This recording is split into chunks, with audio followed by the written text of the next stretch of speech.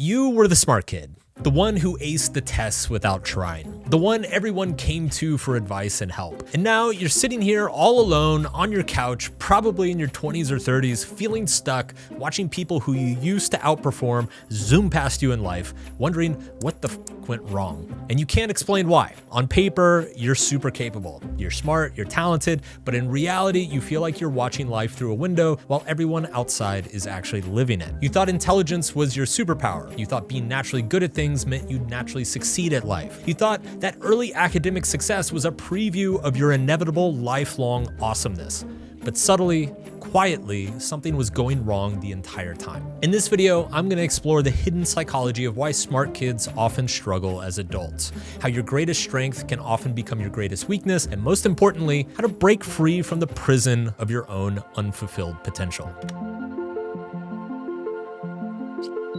At 18 months old, William James Sidis could read the New York Times. By age 3, he had taught himself Latin. By 5, he'd written a treatise on anatomy and could speak 8 languages. His IQ was later estimated to be between 250 and 300, possibly the highest ever recorded. At age 9, he passed the MIT entrance exam, though Harvard made him wait until he was the ripe old age of 11 to be able to enroll. This still made him the youngest person ever admitted to Harvard. The media went wild at the time. Newspapers called him the Wonder Boy and followed his every move. At 11, he gave a lecture to Harvard's math department on 4-dimensional bodies that left professors stunned. His parents, particularly his father Boris, paraded him as proof that genius could be manufactured through proper education. But the cracks were already starting to show. Sidis was bullied relentlessly. He told reporters that he wanted to live the perfect life, which to him meant complete isolation from others. At his graduation, he announced that he would never marry, saying he detested the idea of any intimate relationship. The adult Sidis became everything people in his childhood hadn't predicted. He took deliberate steps to destroy his reputation as a genius. He worked as a bookkeeper for $23 a week, collected streetcar tickets obsessively, and wrote under pseudonyms about mundane topics. When employers discovered who he was, he would quit and disappear. He was arrested at a socialist rally in 1919, and his parents had him institutionalized briefly in a sanitarium. He spent the last decades in hiding, living in boarding houses, avoiding anyone who might recognize him. When a magazine tracked him down in 1937 and published a mocking article about the fallen prodigy, he sued for invasion of privacy and then lost. He died in 1944 of a cerebral hemorrhage, alone in his rented room with no friends or family present. He was 46. William Sidis should have been a cautionary tale, but it's taken nearly 100 years to process what actually went wrong. To understand, we must look at the childhood brain and how our identity develops. Most people don't know, but it isn't until around age 2 that a child first has a conception of self. It's around this age that you start recognizing yourself in mirrors, realizing that there's suddenly a me that is separate from everyone else. By age 4, you are able to describe yourself, but only in really concrete terms. Statements like, I have brown hair, or I live in a blue house. But then something fascinating happens between ages 5 and 8. Your brain starts to develop what psychologists call trait thinking, the ability to see patterns in behavior and create stable concepts about yourself.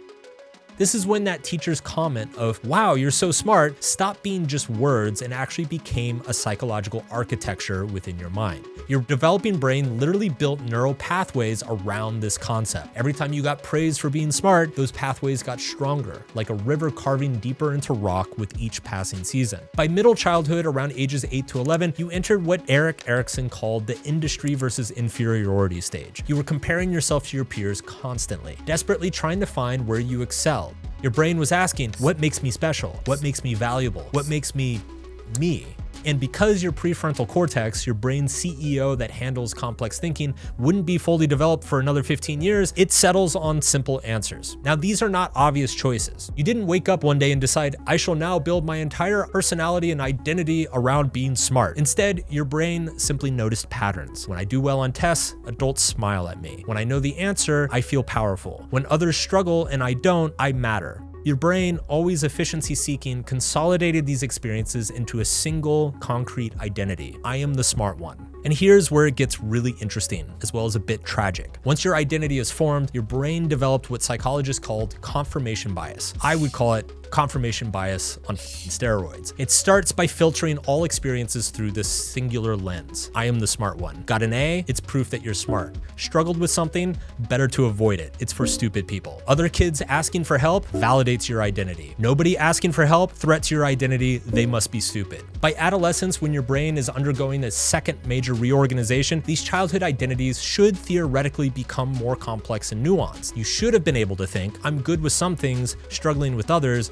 and hey, that's okay. But if you'd spend a decade protecting and reinforcing your simple identity that you're smart, your adolescent brain just doubles down on it instead. The identity stops being something that you have and instead becomes something that you are. This is the identity trap. An adaptation that was perfectly reasonable for your 7-year-old mind becomes a prison for your 27-year-old mind. The very mechanism that helps you as a child make sense of the complex world becomes a wall that now keeps you from fully experiencing it. Which brings us to the sponsor of this video, Grammarly. Grammarly takes difficult writing and makes it easier. Whether you're submitting a job application, writing a memo to your boss, or just publishing your work on the internet, Grammarly is like a patient writing coach and editor. Over 96% of their paying users say that it improves their writing dramatically. Now, Grammarly works wherever you work, so there's no copy and pasting unlike other AI tools. They provide high quality suggestions and understand your context and personality to make sure that you sound the way you want to sound, no matter who you're talking to. My team and I have found all sorts of uses for Grammarly in our business, from using their AI chat to write social media captions, to team memos, to brainstorming YouTube script ideas. Grammarly's reader reactions tool can help anticipate readers' and viewers' critical questions. The Grammarly keyboard can help me modify the tone of my Slack messages or other writings. And the humanizer feature always makes sure I sound like a natural person. Sign up and upgrade the Grammarly Pro to level up your productivity. You can use my link below to get 20% off Pro at grammarly.com/Manson12. Now, here's the problem that nobody explained to you when you were getting all those gold stars. While you were carefully curating your experiences to maintain your smart identity, everyone else was learning something far more valuable. They were learning how to try at something, f it up, work a little bit harder, and stick with it. They were learning the most fundamental skill of life: how to struggle well. This is why today psychologists and parenting experts tell us to praise our children not for their skills or traits, but for their effort. Because you don't want to reinforce a child's identity based on their ability, you want to reinforce their identity based on their willingness to try. Because it turns out that things like tenacity, effort, and the ability to improve are themselves skills, arguably the most important skills that any of us can develop. They're the meta skills that make all other skills possible. But you never develop these skills because, after all, you're the fucking smart kid, and smart kids don't have to develop skills. They're the smart kid. You spent your early life avoiding failure like it was radioactive. Every time you encountered something difficult, you had two choices: struggle and risk exposing that you're not actually that smart, that you're not actually who you thought you were, and that's terrifying, or pivot, avoid, and move on to something easier to maintain your illusion. You chose the illusion. And unless you are an absolute genius, and I'm sorry to say, but statistically you're not, at some point as you were growing up, you hit a wall. You reached a level where things did not come so easily anymore, where success required some degree of failure, embarrassment, and tenacity. But unlike your peers, you had not developed these skills. You'd spent your entire adolescence avoiding the very experiences that were necessary to build them. So what did you do? You focused on a handful of things you were already good at. You specialized,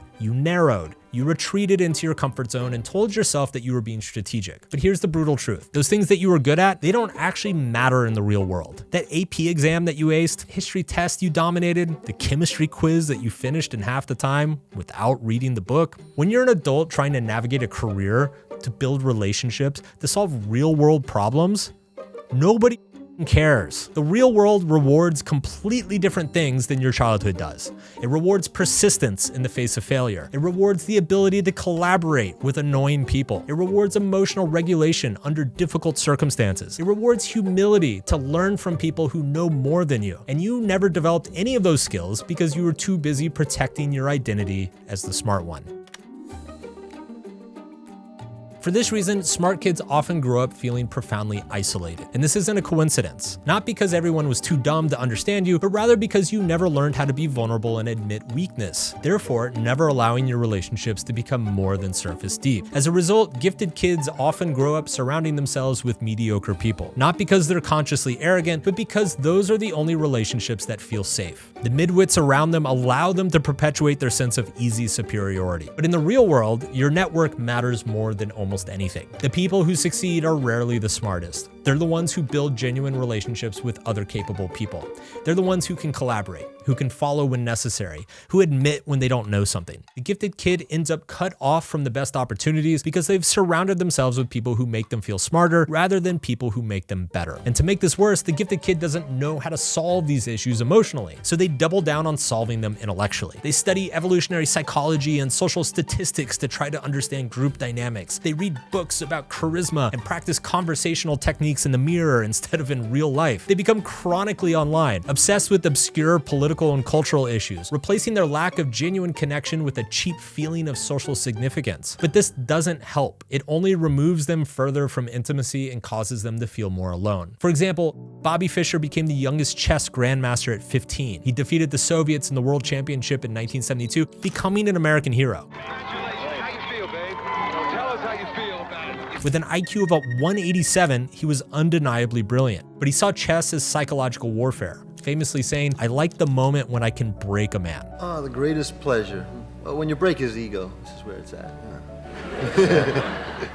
His inability to connect with humans ended up destroying him. After becoming world champion at 29, he forfeited his title and disappeared for 20 years. When he resurfaced, he was ranting about Jewish conspiracies, despite the fact that he was Jewish, praising 9/11 and living in exile, hiding from US authorities. He died alone in Iceland in 2008, refusing his own medical treatment, with no real friends. His reported last words were, "Nothing is as healing as the human touch." A tragic recognition from a man who spent his entire life avoiding exactly that. Fischer conquered chess, but he never learned to connect with another human being as anything but an opponent to crush. You could say he won everything at chess and lost everything at life. And then, of course, there comes the rationalization, the elaborate theories of why you're alone. Nobody understands you because you're too deep for them. Clearly, people are threatened by your intelligence. Clearly, society doesn't value real thinkers anymore. Clearly, the world is unjust and completely fucked up. Clearly, the system is rigged against people just like you. And finally, the identity erects its biggest and most indestructible wall. None of this is my fault. I'm the victim. The world failed to recognize my gifts. People are too shallow to appreciate what I have to offer. And this mindset doesn't just keep you stuck, it makes you repellent to anyone who could actually help. So how do you fix this? How do you escape the smart kid trap that's been suffocating you for decades? First, stop identifying as the smart kid. That means admitting that you might be dumb. And I mean really admitting it, not just saying it while secretly believing that you're brilliant for being smart enough to admit it, or thinking that you're smart by admitting it while being smart enough to admit it while being smart. Look, let me put this straight. You're a fucking idiot, and that's okay. People will still love you. I will still love you, but you need to hear it from somebody, okay? You're a fucking moron. How do I know? Well, if you were really that smart, wouldn't you have the life that you want? Intelligence isn't fixed. It's not some character stat that got rolled into you when you were born like a fucking World of Warcraft character. It's a collection of multiple skills, and like any skills, they develop through practice, failure, and growth. The moment you stop protecting your smart identity is the moment you can actually start doing things required to become smarter. Second, assume everyone else knows something that you don't. Why? Because they do. When you meet someone new, stop trying to establish your intellectual dominance like a fucking silverback and just listen. Nobody cares that you mined Bitcoin for a hot minute in 2012. No one cares that you actually read Napoleon's letters and figured out that half of them were counterfeit. Nobody cares that you prefer French bread made in Switzerland instead of fucking France. Let people discover your capabilities naturally. Or better yet, let them never fully know. Be mysterious. Be human.